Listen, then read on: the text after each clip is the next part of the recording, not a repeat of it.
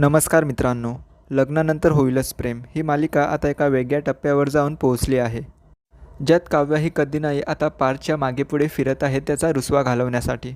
या अगोदर तिने पार्थला बराच त्रास दिला, पण मात्र यावेळेस पार्थने खूपच मनाला लावून घेतलं आहे. पार्थ आता एकटाच टेन्शनमध्ये बसलेला असतो आणि तो विचार करत असतो की अगोदर आपलं लग्न नंदिनीसोबत ठरलं होतं, पण नशिबाअखेर ते झालं नाही. त्यानंतर जबरदस्तीने माझं लग्न काव्यासोबत झालं.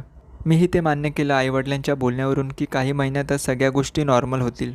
आपण काव्याचं मन जिंकू, नवीन संसार सुरू करू, पण मात्र त्यांना माझ्यासोबत राहायचंच नाही आहे. बायको तर लांबची गोष्ट, त्या तर मैत्री करायलासुद्धा तयार नव्हत्या माझ्यासोबत.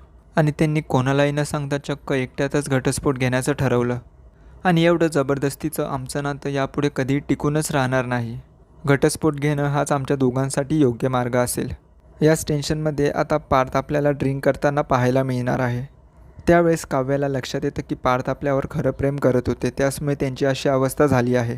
पण लवकरच मला आता पार्थला खरं सांगून नवीन सुरुवात करावी लागेल, कारण आता माझं भविष्य फक्त पार्थ आहे.